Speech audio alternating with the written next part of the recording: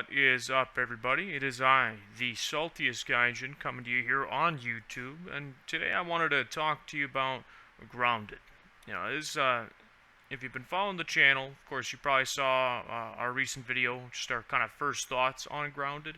As well as if you've been following the stream, we've been playing this game quite a lot with my good friends Panic Cakes and Epic Night Studio. That's Jimmy and Al.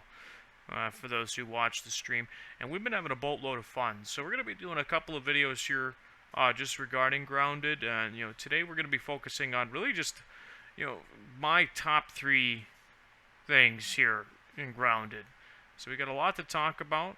So of course, if you haven't already, go ahead and check out the stream. You can follow us at twitch.tv/thesaltiestgaijin, where you can catch us playing this game live typically every Monday and Wednesday. So, of course, with everything said, let's go ahead and get started on the list. Alright, so our first favorite thing here about Grounded is the crafting, and just kind of how in-depth it already gets. So, this is an early access title. That's probably something we're going to say a few times throughout this video, and it's absolutely amazing to me just how much you can do here in Grounded. Just looking through the weapons alone, you can kind of see just the extensiveness of the various crafting options. You could make anything from you could make a spider hood to a marksman's cap, all the way to a mint mace and a a sprig bow.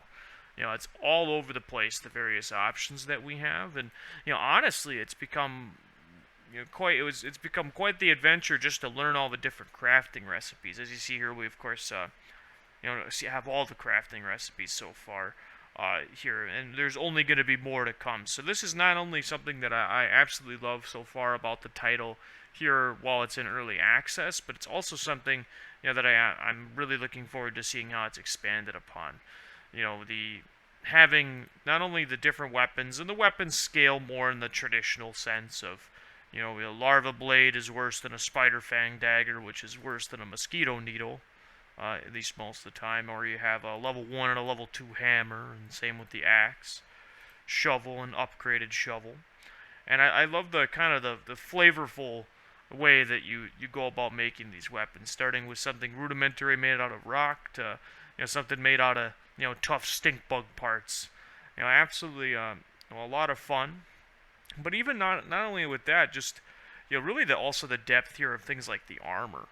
I find it so awesome that they have such a wide variety of armor, and they also make it not only look and feel different, but also just offer you different functionality, which is something that I find very interesting.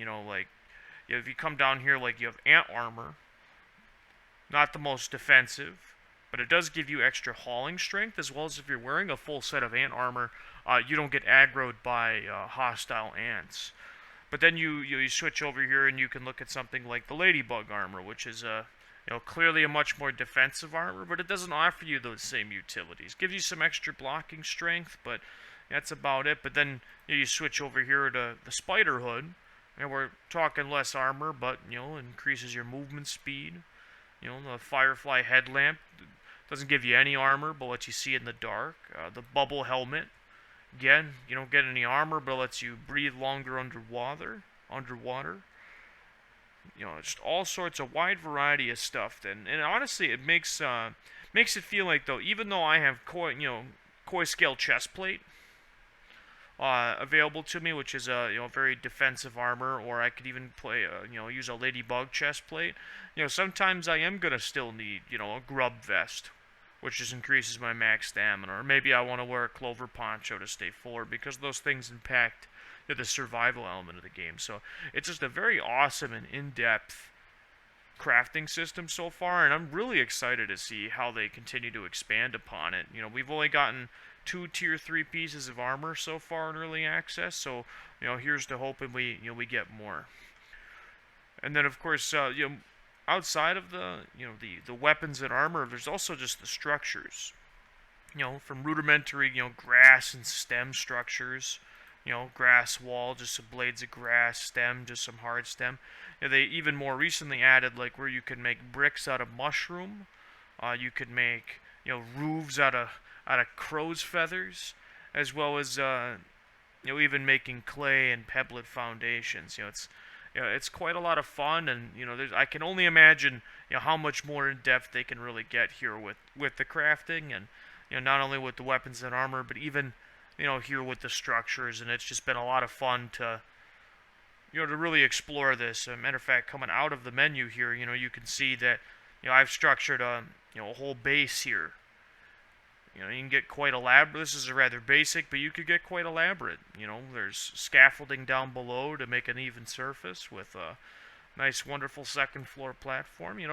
The level of creativity reminds me very much of almost like Minecraft, so to speak, and definitely makes for, well, we'll just say quite the fun adventure to be able to build a base up to defend you from the critters of the backyard.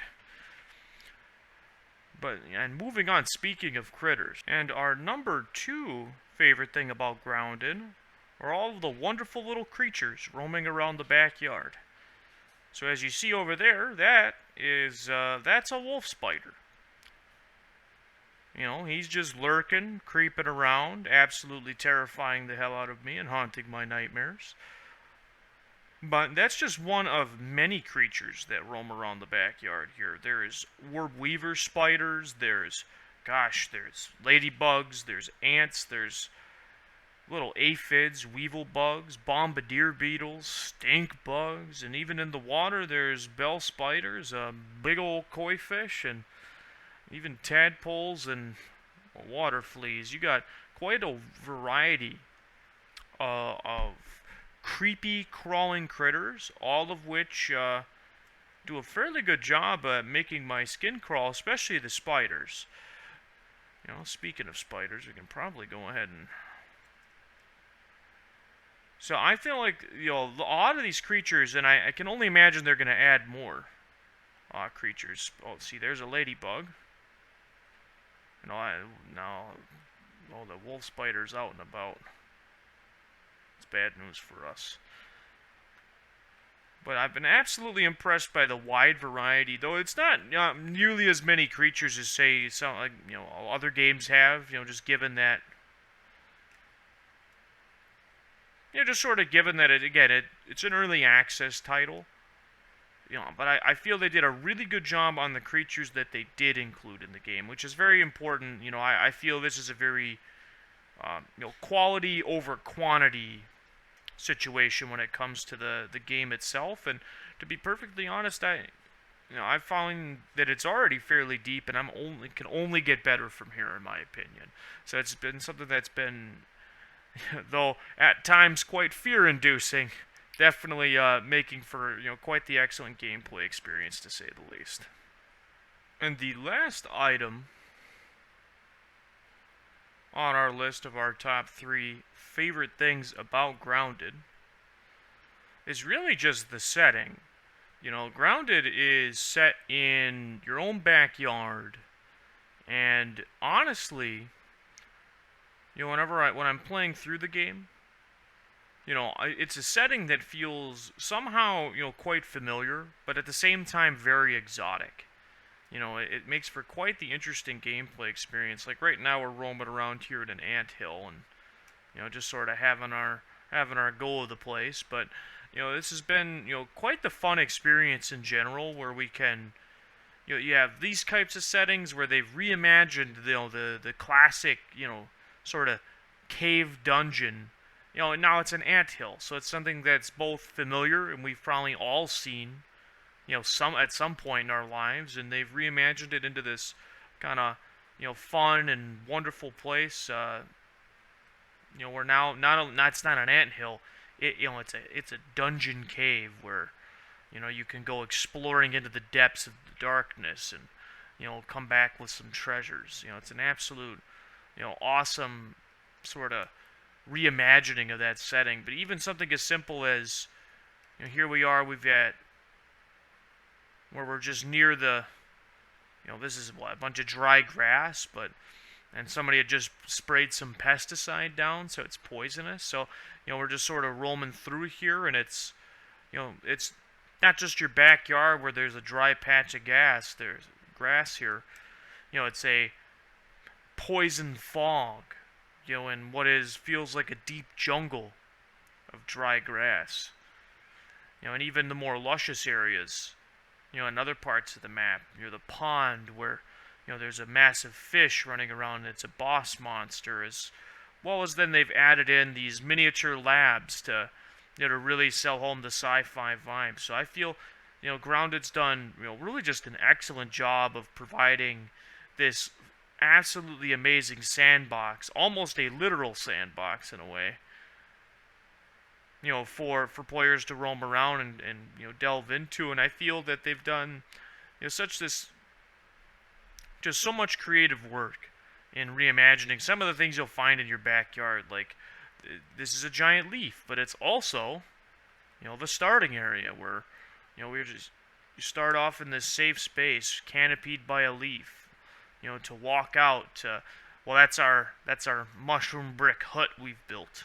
And by hut, I mean big ass house. But you have a giant baseball, the mushroom, something that, is, not good to have growing in your backyard, really. All of a sudden now it's a giant mushroom, giving me almost like Morrowind vibes, to be honest. It's amazing, the wonders that we see outside every day. All you got to do is change the perspective a little bit, and you have such a an exotic world to play through.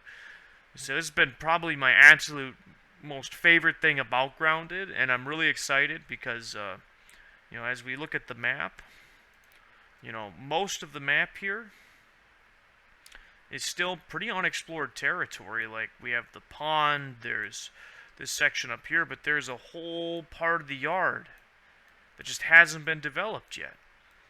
So just imagine how much more they could really add, to the map. And this section of the map, we've had the awesome time exploring so far. It's only going to be more and more fun as the development goes on. So I'm definitely very, very excited, to see, how the map, looks, upon full release, or even just upon the next update. But of course, those are my top 3 favorite things about Grounded. Well, what I want to hear is from you. From all of you that have played Grounded. If you haven't played Grounded, why haven't you? This game's a boatload of fun, and it's only $30 on the Steam store. So if you got $30 to spare and you're looking for a good old time, this is quite fun. Or, I believe it's still currently available on Xbox Game Pass. So if you're subscribed to Game Pass, you can play it for free. That is free money on the table, included with your Xbox Game Pass. And it's a game that, honestly, I think I've put well over 40 hours into already. And, it's an early access title. It's not even fully released, but it's an absolute boatload of fun. But I want to hear, for those of you who have played it, what are your favorite things about Grounded? Do you agree with my picks here for my top 3 favorite things about Grounded, or do you have a different favorite thing about Grounded that you want to share? Go ahead and leave that in the comment section down below, and I can't wait to see what all of you think of the game. Of course, I'm the saltiest Gaijin. Absolutely appreciate you watching the video. Don't forget to like, share, and subscribe, as well as go ahead and head on over to Twitch at twitch.tv/thesaltiestgaijin and give us a follow. Where we go live at least every Monday and Wednesday, usually more, to bring you not only Grounded content, but as a wide variety of content as well. So, of course, we appreciate you taking the time to check out our video, and we will see you again soon.